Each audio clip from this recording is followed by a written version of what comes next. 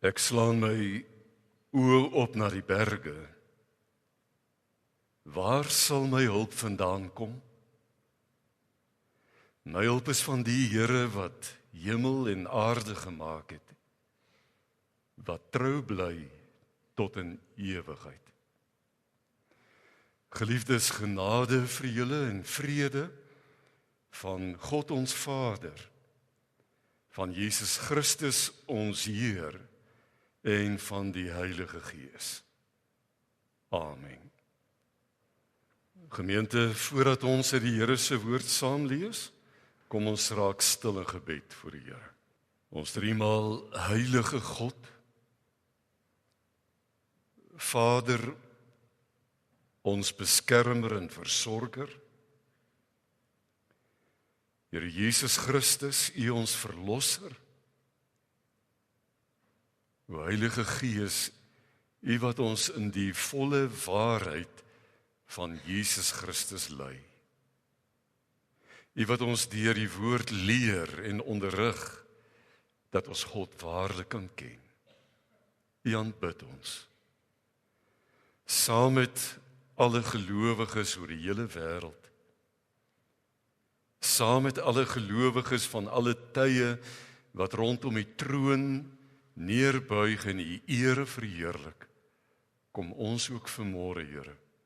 En ons bring ons lof en ons dank dat ons hier kan wees saam met medegelowiges. Dankie, Here, dat U ons hier in hierdie erediens kom ontmoet. Dat U ons skuld bely het vanmôre. U waarlik al ons skuld vergewe het. En ons nou voor U staan, soos wat U deur Jesus Christus na ons kyk. Mense wat rein is, wat heilig is voor U, afgesonder vir U. Here, wil U dan nou deur U woord ook met ons praat? Wil U gee dat daar ook vir ons 'n oproep sal kom uit hierdie gedeelte vir ons lewe? 'n Oproep wat ons troos en wat vir ons koers gee en wat ons dinamies U kinders maak ter wille van U koninkryk in hierdie wêreld. Ons bid vir elkeen wat U nodig het. Waar mense siek is en beangs is. Waar mense oud geword het en die pyne van ouderdom ervaar. Waar daar mense is wat eensaam is, omdat hulle maats hulle in die steek gelaat het.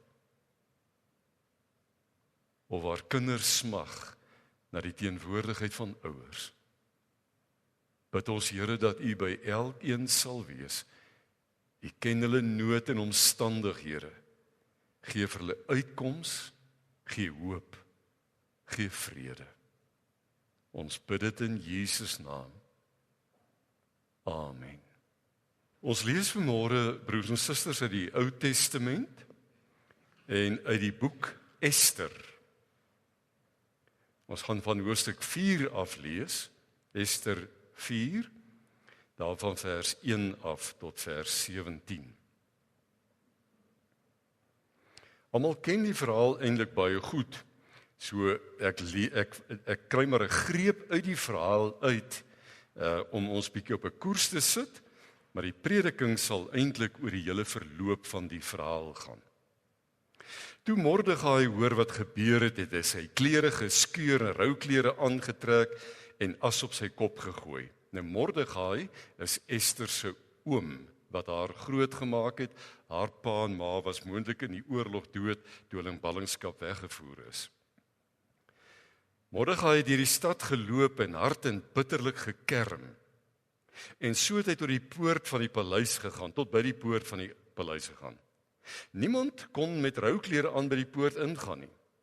In al die provinsies waar die besluit en die proklamasie van die koning bekend geword het, was daar groot smart onder die Jode. Hulle het gevas en gehuil en gekerm. En baie het rouklere aangetrek en in die as gaan lê. Toe koningin Ester se kamerpersoneel en haar paleisbeamptes haar van Mordegai kon vertel, was sy baie ontstel. Sy het vir hom klere gestuur om aan te trek in die plek van sy rouklere, maar hy wou dit nie vat nie. Ester roep toe vir Hattak, een van die koning se paleisbeamptes wat in haar diens was, en beveel hom om na Mordegai toe te gaan en uit te vind wat aangaan en waarom hy so maak. Hattak het na Mordegai toe gegaan op die stadsplein voor die poort van die paleis. En Mordegai het hom alles vertel wat gebeur het. Selfs van die presiese hoeveelheid silwer wat Haman onderneem het om in die skatkis van die koning te lewer as hy die Jode mag doodmaak. En hy het ook vir Hattak 'n afskrif gegee van die proklamasie wat in Susan uitgevaardig is en waarvoor ons die Jode doodgemaak moes word. Hattak moes dit aan Ester wys, haar alles vertel en haar versoek om na die koning toe te gaan. Sy moes hom om genade smeek vir haar volk intree. Hattak is toe terug na Ester toe en het Mordegai se woorde aan haar oorgedra. Sy het toe vir Hattak beveel om vir Mordegai te sê, al die amptenare van die koning en die mense in die provinsie van die koning weet ook dat daar net een wet vir enige een, man of vrou, wat na die koning toe in die binneste voorhof gaan, as hy nie ontbied is nie. Hy word sonder meer doodgemaak. Die enigste uitsondering is dat die koning sy goue scepter na so 'n persoon toe uitsteek, dan bly hy lewe. En dit is nou al 30 dae dat ek nie na die koning toe ontbied is nie. Die boodskap van Ester is aan Mordegai oorgedra. En hy het haar geantwoord, moenie dink, net jy van al die Jode sal vrykom, omdat jy in die koning se paleis is nie. As jy nou swyg, en daar kom van 'n ander kant af uitkoms en redding vir die Jode, sal jy en jou familie omkom.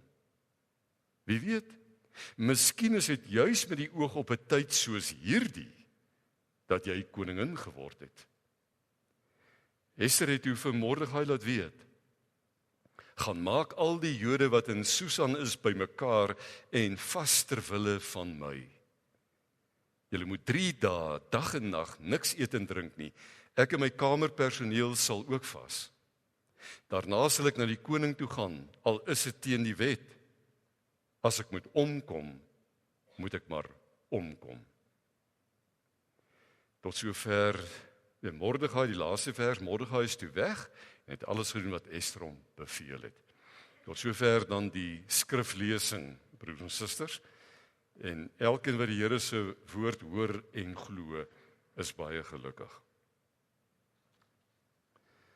Nou broers en susters, elkeen van ons het 'n storie.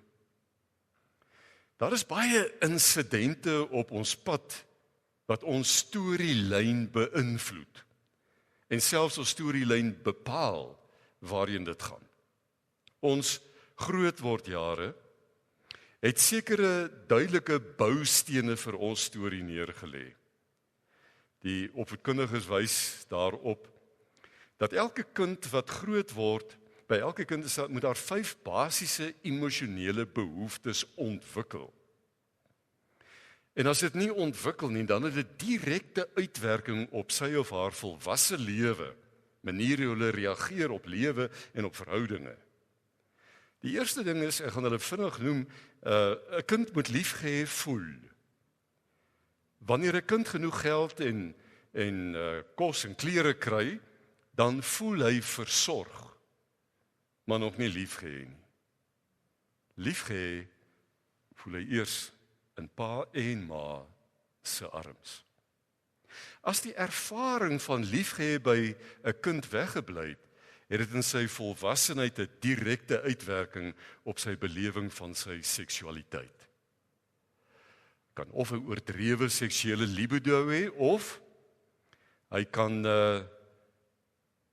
seks verwar met lief. As sy eie verhouding in sy huwelik nie werk nie, dan soek hy elders, of hy soek elders, of hy soek elders. Want hy verwar dit en is op soek na liefde. Tweede ding is, elke kind moet erkenning kry. Nou erkenning, weet ons nou wat dit is en hoe ons vir iemand erkenning gee. Maar partykeer gee ons erkenning op 'n manier waarop die kinders nie erkenning ervaar nie. Byvoorbeeld, as ons nou vir 'n kind sê, jongen, jy nou 60% op jou rapport kry, sal ons daarom baie trots wees op jou. En die kind werk hard en hy kry uiteindelik 60 en hy bied dit aan en die pa en ma sê, jong, dit is baie mooi. Maar weet jy, jy's eintlik in staat om 65 te kry. So, die ouers bedoel mooi, hulle wil die kind se beste potensiaal ontwikkel, maar wat beleef die kind? Geef my erkenning, maar vat dit weer terug. Nou sal ek eers erkenning kry op 65. Op 65 sê pa en ma 70, op 70 sê pa en ma 75. Hierdie kind word groot en hy het nooit erkenning gekry nie. As volwassene smag hy na erkenning.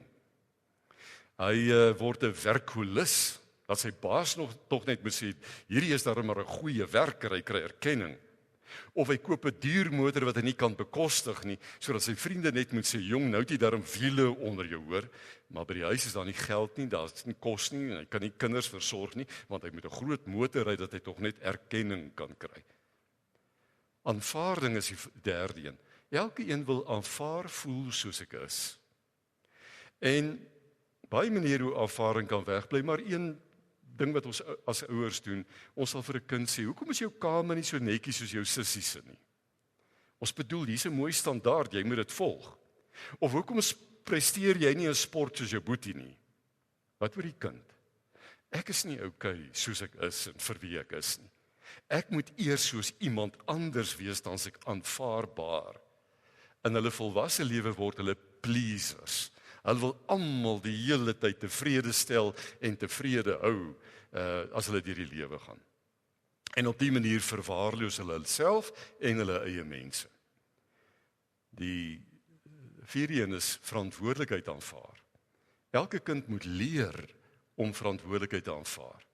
As daar 'n vrugtebak met rooi appels en groen appels is, en ma sê die rooi appels is soet en die groen is suur, en jy gaan tog nou nie 'n sure eet nie, jy kry rooi. Hy kan nooit leer om besluite te neem nie.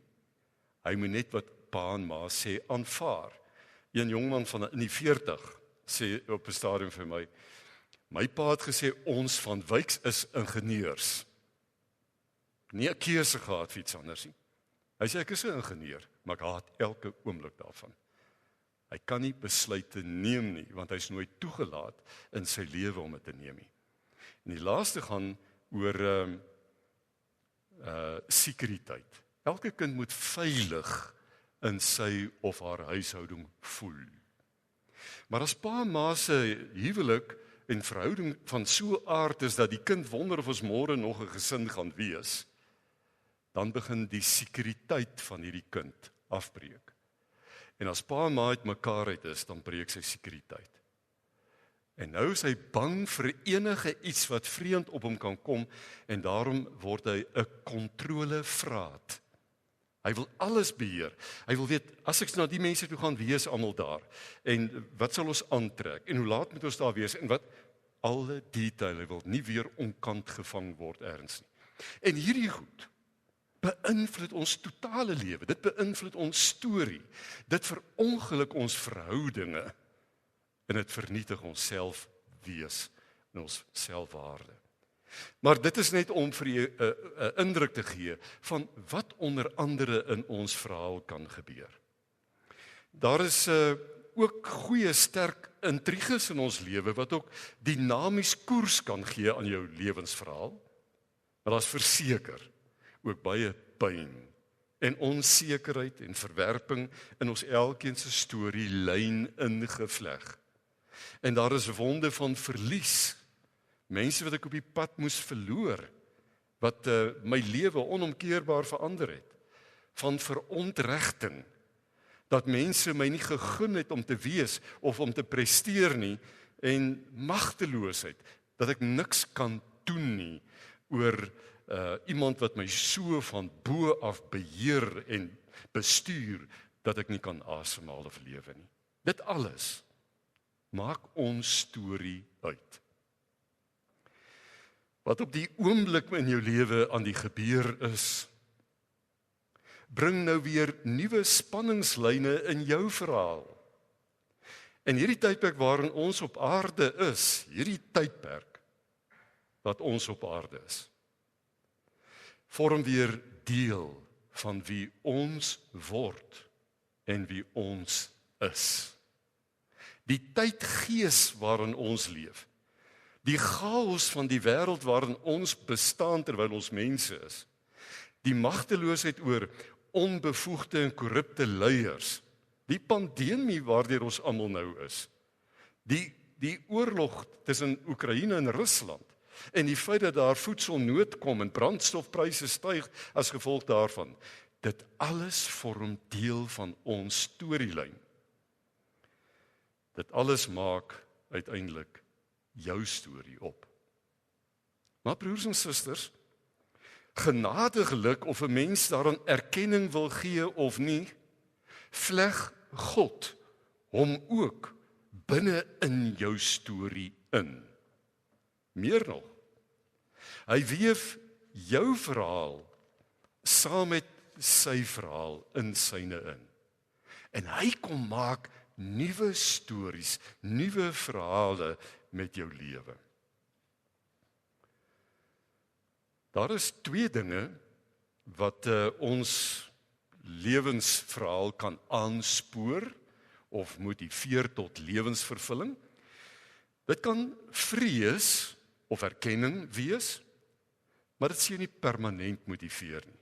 Sodra jou bron van vrees, dit waarvoor jy bang is, nou verdwyn het, dan het jy nie meer motivering nie. 'n ander motivering om 'n vervulde lewe te ervaar is inspirasie motivering. Iets wat my inspireer. En dit sal jou verby die plek van sukses voer na 'n sinvolle lewe. En dit verander jou van 'n go-getter na 'n go-giver. Dis anders wat my aanmoedig. Van iemand wat net wil hê en inpalling verander dit my na iemand wat wil gee en wat wil uitdeel en wat wil bedien. Jy moet dus duidelikheid kry oor dit wat jou permanent, wat jou vir altyd innerlik motiveer en dryf.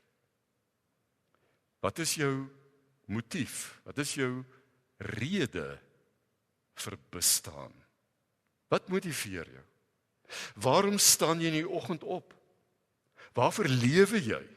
Waarvoor sal jy jou lewe gee? En wat is die doel waarom jy lewe? Wat doen jy op aarde? Die storie van Ester is seker een van die mooiste verhale in die Bybel.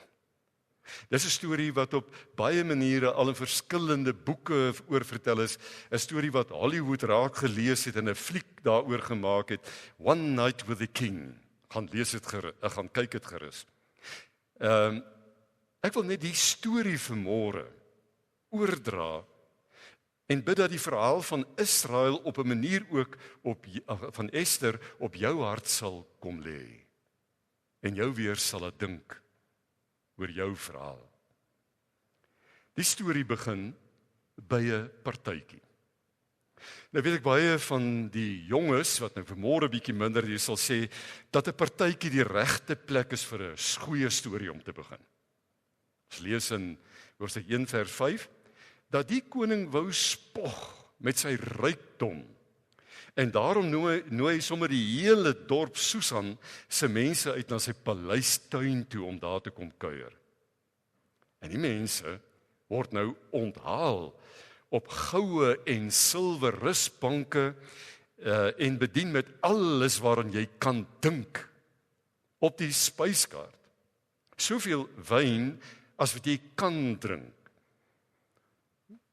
Die manne sal sê 'n openbaar partytjie. Hoeveel beter kan die lewe dan nou raak? Gevolg word daar tydens hierdie partytjie hard gekuier en soos gewoonlik kom daar 'n tyd wanneer die manne begin spog. Hulle wil nou vertoon met hulle meisies en hulle vrouens. Ek myself in die redeval so 2 weke terug in die skool waar my klein seentjie is, hy's in graad 3, standaard 1, het hulle 'n leesaand vir die kinders gereël. Wat nou al oulik is, hulle gaan hulle nagklere so intoe. Hulle vra toe vir my dat ek 'n tweede sessie in die klas sal hanteer, maar ek moet 'n Bybelstorie lees. En ek het ook my nagklere aan, so ek lees vir uit Ester. En toe ek nou vir hulle vertel van hierdie groot partytjie, nou vra ek vir hulle, wat maak so 'n klomp manne bymekaar as hulle partytjie hou? Dan sê die een ouetjie, hulle braai. Die ander ouetjie sê, oom, hulle drink. En die ander netjie sê, hulle beklei. Toe ken ek nou sommer die verhaal van die skool, se ouers. Dit wil ek maar net so tussenin gooi. Maar toe wil die koning nou spog oor sy wonderlike mooi vrou. Op die 7de dag, toe hy vrolik was van die wyn, het hy sy 7 paleisbeamptes geroep en het hulle beveel om vir koningin Vasti met haar kroon op na hom toe te laat kom, sodat hy vir al die mense en die hoë amptenare kan wys hoe 'n mooi vrou hy het. En sy was baie mooi.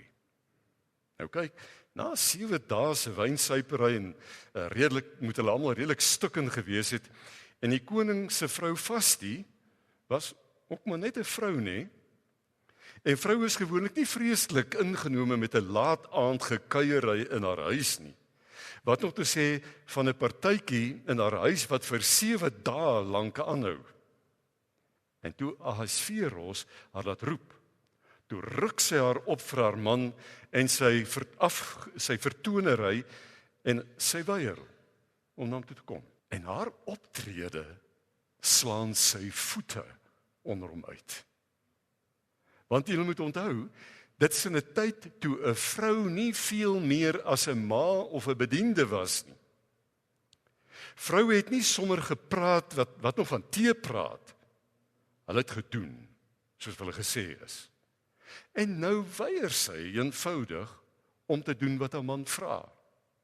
En meer as dit laat hom natuurlik met 'n rooi gesig voor al sy gaste, hy's in 'n verleentheid. Want wat gaan die mense nou dink van sy vrou in haar astrantheid? En hierdie koning is so uit die veld uitgeslaan dat sy amptenare in hoofstuk 1 vers 15 vra: wat moet volgens die wet gedoen word met koningin Vasti wat nie gehoorsaam was aan die bevel van die koning nie? Ironies, nie? Nog nooit het hy so iets teëgekom dat 'n vrou met hom teepraat nie. Nou moet hulle die wette rondkrap om te kyk, wat maak jy met so 'n vrou? Dit was sekerlik wonderlike tye, nie waar nie? Die goeie ou dae. Net 'n grappie. En hierdie revolusionêre feministiese optrede van Vasti laat nou 'n groot dilemma in die koninkryk van hierdie koning. Hoofstuk 1 vers 18. Sê, as die ander vroue nou hoor wat sy gedoen het, sal hulle dit dalk ook waag om so teen hulle mans in opstand te kom, en dit sal die mans woedend maak. Dit sal as opsweping in die koninkryk veroorsaak. Dit kan huise en huwelike vernietig. En toe maak hulle 'n wet van mede en perse. Hulle jaag vir Vasti weg, en die wet sê in Hoofstuk 1 vers 22, elke man moet baas wees in sy eie huis en moet optree volgens die gebruike van sy volk. En Vasti moet vervang word met iemand wat haar beter sal gedra. Dis rowwe tye, broers en susters. En so word daar 'n skoonheidskompetisie gehou om nou die nuwe koningin aan te wys. En die mooiste jong meisies van die land word na die paleis toe gebring om vir 'n jaar lank skoonheidsbehandeling te kry. Toe ek die verhaal vir die laerskoolkindertjies vertel, toe vra die een dogtertjie, kon sy elke dag elke naal 'n ander kleur verf vanweer die skoonheidsbehandeling waar sy haarself bevind. En een van die inskrywings is 'n Joodse meisie met 'n skuilnaam. Haar naam was eintlik Hadassah. Sy het 'n skuilnaam, want as iemand agterkom en sy 'n Jood is, dan staan sy nou nie 'n kans nie. Die koning en sy mense hou nie van die Jode nie. En haar Joodse ouers is dood, waarskynlik vermoor, en Mordegai haar oom het haar groot gemaak. En 'n jaar later, na 'n jaar in die spa, wen Ester loshande hierdie kompetisie. En sy word die nuwe koningin van die partytjie koning. 'n Mooi storie, broers en susters. 'n Love story met 'n mooi einde. They lived happily ever after. As die verhaal maar net hier geëindig het. Maar nou kry die storie 'n kinkel, amper soos in die seepies. Dit kan nie net goed gaan nie. Daar moet mos altyd iemand kom om die partytjie te bederf. En daar was 'n ou man met die naam Haman. Hy was een van die koning se vertrouelinge. En die koning het baie van hom gehou en hom bevorder om toesig te hou oor al sy amptenare. En deel van die bevorderingspakket was dat die hele wêreld voor hom moes buig, sê Hoofstuk 3 vers 2. Mordegai, dis nou Ester se oom of haar peetpa, wat nou kort gaan inloer het om te kyk hoe dit met Ester gaan in die paleis. Hy het sy voet natuurlik dwars neergesit en besluit hy buig voor iemand anders nie. En hy steur hom daarom nie aan die bevel nie. En elke keer as al die mense nou voor Haman buig, het Mordegai bly staan. En dit het Haman se bloed natuurlik laat kook. En wat dit erger gemaak het, is die feit dat Haman later uitgevind het dat Mordegai 'n Jood was. En Haman se strategie om met hierdie dwarstrekker af te reken is eenvoudig. Hang vir Mordegai aan 'n 23 meter galg op en maak al die Jode in die koninkryk dood. En hy vertel hierdie plan vir die koning en die koning om een of ander rede dink dis 'n goeie plan. Haal sy seelring af en hy gee vir Haman carte blanche. Hy kan doen wat hy wil. So stuur Haman briewe nou na al die provinsies toe. 3 vers 13 sê briewe is met boodskappers gestuur na al die provinsies van die koning met die opdrag dat al die Jode voor die voet uitgeroei moet word, klein en groot, kind en vrou. Dit moes plaasvind op 'n bepaalde dag, die 13de van die 12de maand. Nou die storie versprei soos 'n veldbrand en hulle het nie eens WhatsApp en Twitter gehad nie. En al hoop wat die Jode het, is dat die koning hierdie bevel sal verander. En al hoe hulle by die koning kan uitkom is natuurlik deur Ester. En die lot van die volk rus in Ester se hande. Sy moet gaan smeek om genade, sê Hoofstuk 4 vers 8 wat ons gelees het. En natuurlik is dit nie 'n maklike ding om te doen nie, broers en susters. Vasti is sommer weggejaag toe sy nie die paleisprotokol gevolg het nie. En in haar vrees en vertwyfeling stuur Ester vir haar peetpa Mordegai hierdie boodskap. En uit hierdie boodskap kom vanmôre se boodskap. Ester 4 vers 14 sê Mordegai vir Ester die volgende woorde. Wie weet, miskien is jy juis met die oog op 'n tyd soos hierdie, is dit dat jy koningin geword het. Daar's 'n rede waarom jy vandag is waar jy is. En God het 'n hand daarin. Al word sy naam nie eers in hierdie boek genoem nie. Is jy nie dalk om 'n rede hier nie, Ester? Jy sien, Mordegai het Ester laat dink oor die doel van haar lewe, die rede vir haar bestaan. Hoekom is jy hier op hierdie planeet, in hierdie tydperk, op hierdie plek waar jy is?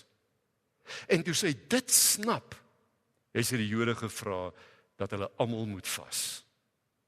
Al is haar roeping ook hoe riskant, of al beteken dit dat sy haar lewe kan verloor, sy het nou rede vir haar bestaan gesnap. Sy het God se storie met haar gesnap, al is hy nie eers in hierdie storie ingeskryf nie. Hoekom is jy hier? Hoekom is jy waar jy is? Is daar nie 'n groter rede nie? Haar naam was Hadassah, 'n Joodse weeskindjie. Hoe gebeur dit? Dat hierdie weeskind in 'n paleis eindig as 'n koningin van die grootste, sterkste koninkryk van daai tyd. Hoe gebeur dit dat hierdie weeskind inspraak het om haar volk te red? Ester, is jy nie dalk op die regte tyd op die regte plek gesit nie? Wie weet? Miskien is dit juis met die oog op 'n tyd soos hierdie dat jy koningin geword het. Maar het julle opgelet, broers en susters? Nêrens in die verhaal word dan na God verwys nie. En dis 'n Bybelstorie. Maar beteken dit dat God nie meer mag of seggenskap het wanneer mense hom misken nie? Beteken dit dat God uitgerangeer is uit ons gesekulariseerde wêreld uit, net omdat hier geen regering meer in die wêreld is waarvan ek bewus is wat 'n teokrasie het, met ander woorde wat tot God vra wat is sy wil wanneer hulle wette maak in hulle lande nie. En wat geen regering in hierdie wêreld en miljoene der miljoene mense van ons tyd nie meer na die wil van God vra nie. Is God nou uitgerangeer? Jare later, wanneer Jesus eensaam en verlate aan die kruis hang, dan roep hy uit, my God, waarom het U my verlaat? Dan kry 'n mens ook die gevoel dat God in die mees kritiese oomblik van die wêreld se geskiedenis afwesig geraak het. Waarom het U my verlaat? Maar Jesus verstaan die rede vir sy bestaan. En hy sterf ter wille van ons, oënskynlik sonder God. En tog sterf hy as die lewende God in ons plek. En hier kom verander God die lewensverhaal van elkeen wat glo in daardie moment in die geskiedenis. Mordegai sê, as jy nou swyg, en daar kom van 'n ander kant af, hy impliseer God hier, uitkoms vir die Jode, sal jy en jou familie omkom. Wie weet, miskien is dit juis met die oog op 'n tyd soos hierdie, dat jy koningin geword het. Hoekom is jy en ek hier, broers en susters? Hoe gebeur dit? Dat ons vandag is waar ons is.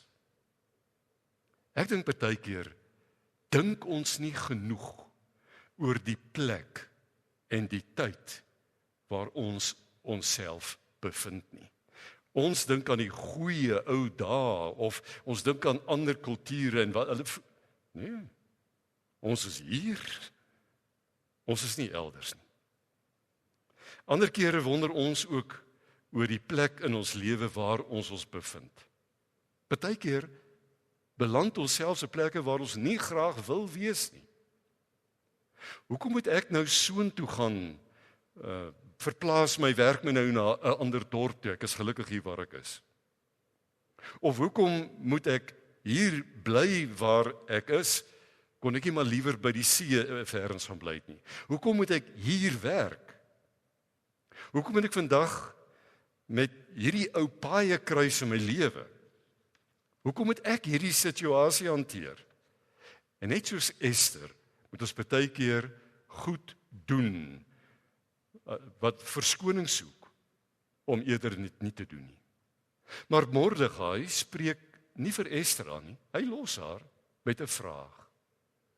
Hoekom is jy hier? Is dit alles net toevallig?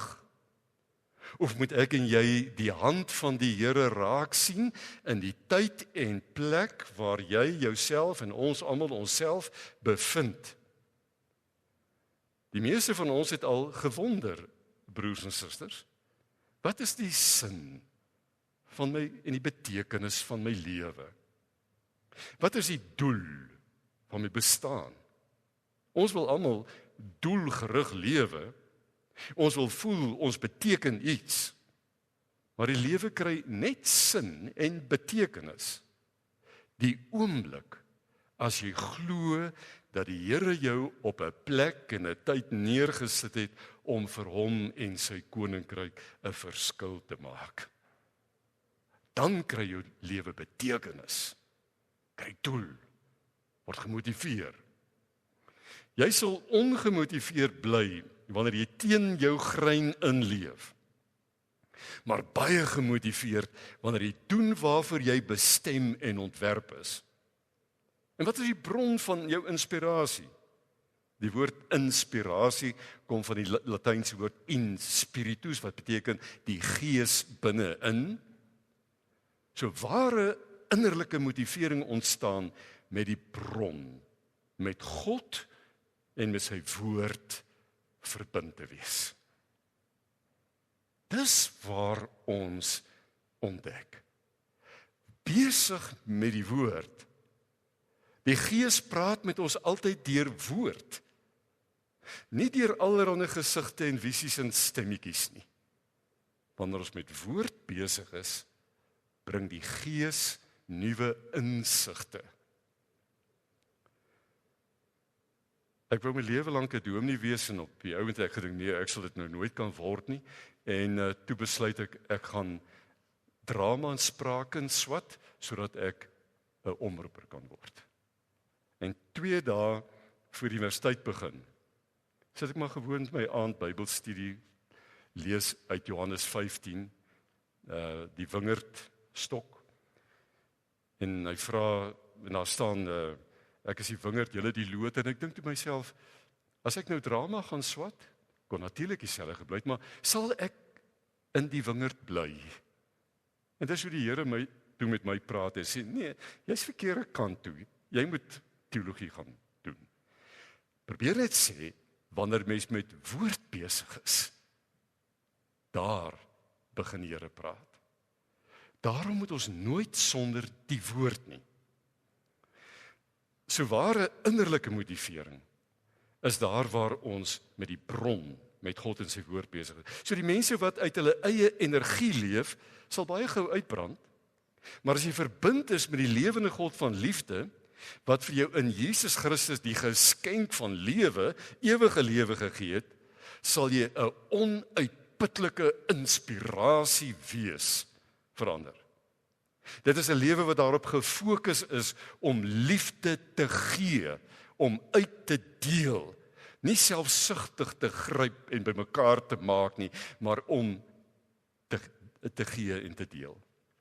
Daar's 'n lewe wat daarop gefokus is om jouself te verbind tot die nood ook van ander, om jou naaste en jou vyand lief te hê, omdat jy self verbind is aan die bron van liefde. Dit is die enigste motivering wat jou verby jouself en verby jou eie behoeftes en verby jou eie selfsugtigheid vat, sodat jy ander mense kan dien. Koning Ahasveros het dit nie verstaan nie. Want dit het Jesus kom leer, en daarom het hy sy vroue gehiet en gebied soos hy wil. Jesus kom sterwe toe vir die sonde van alle mense en ook vir die sonde van die vrou. En hy hef haar op tot wat hy haar oorspronklik gemaak het. In die paradys het hy vir Adam gesê, ek sal vir jou 'n hulp en 'n gelyke maak. Wanneer hy vir die vrou betaal, vir ons sonde betaal hy ook vir die sonde van vrou. En hy maak haar gelyke en hulp. Hoekom is ons eie storie so vervleg met die Afrika storie, broers en susters? Met al sy korrupsie en geweld en moedswilligheid. Ons moet raak sien hoe God ons deel laat word het van hierdie werklikheid waarbinne ons bevind. Miskien is dit met die oog op 'n tyd soos hierdie dat ek en jy hier is, in hierdie generasie, in hierdie lewe waarin ons staan. Wanneer mense om ons hoop verloor, en hulle is volop, die wêreld gooi handdoek in, almal het hoop verloor. En as hulle in 'n gees van magteloosheid saam met die wêreld geweld en haatspraak skreeu, het ons 'n storie om te vertel. 'n Storie van hoop en van verlossing, om te midde van al hierdie gemors te kan lewe en weet ek behoort aan die Here. Watter storie hoor ons kinders as hulle ons verbittering en ons walging om die braaivleisvure hoor? Ons moet 2 keer dink, broers en susters. Hoekom is ons hier? Ons moet woorde van hoop praat. Ons moet woorde van lewe praat, sodat mense kan hoop skep waar ons is. As ons dit nie doen nie, wie sal? Ons is deur die Here hier geplaas. En ons is die hoopgewers. Ons dra 'n boodskap van lewe. En dit is wat Ester moes hoor. Sy moes raak sien dat die Here haar daar wil gebruik waar sy neergesit is. Toe Ester besef, daar is rede waarom sy is waar sy is, het sy met moed en oortuiging gedoen vir dit waarvoor sy neergesit is. Kom ek maak net gou die storie klaar, en so reël Ester om vir die koning te kook. En nou weet ons mos die koning het gehou van partytjie, en sy nooi sommer vir Haman, daardie ou wat oor al die amptenare aangestel is en wat die opdrag gegee het dat die Jode doodgemaak moet word, sy nooi hom ook na die ete toe. En aan die einde van die ete is die koning so in sy noppies met sy nuwe vrou, dat hy vir haar enige iets sal gee wat sy vra. En so, op versoek van Ester, word die Jode gered, en Haman hang aan sy eie galg. Elke van ons is op ons eie manier 'n Ester. Ons gaan dalk nie 'n volk red nie, broers en susters. Jy gaan dalk nie op die 7 uur nuus kom of môre se beeld haal nie. Maar wat sin en betekenis en 'n roeping in jou lewe gaan bring, is as jy gaan dink oor die vraag wat die Here vanmôre ook vir jou en vir my vra. Is jy nie dalk op die regte plek, op die regte tyd nie? Dink dan realisties.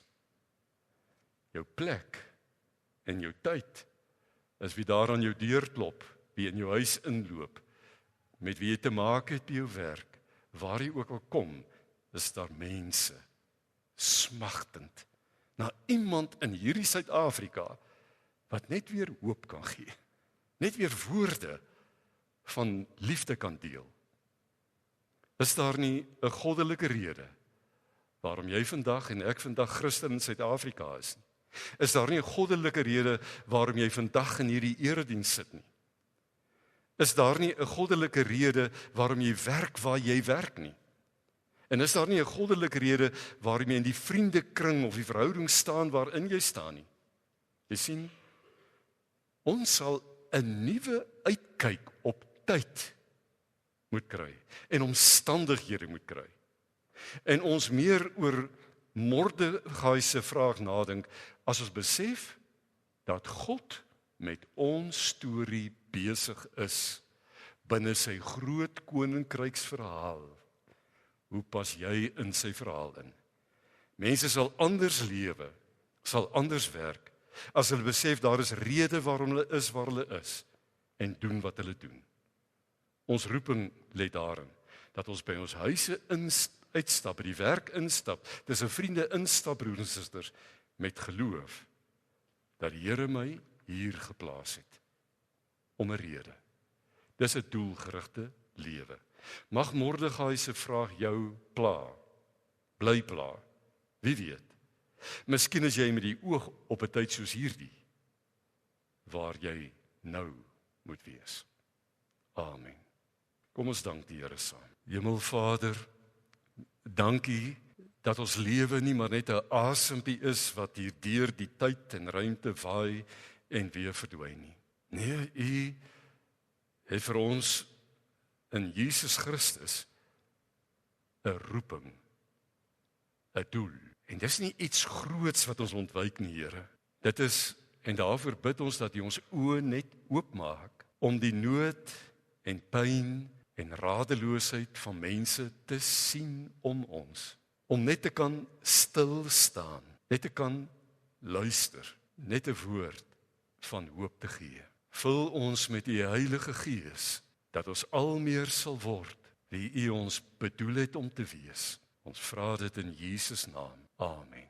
Die genade van ons Heer Jesus Christus, die liefde van God ons Vader en die gemeenskap van die Heilige Gees bly nou met ons almal. Amen.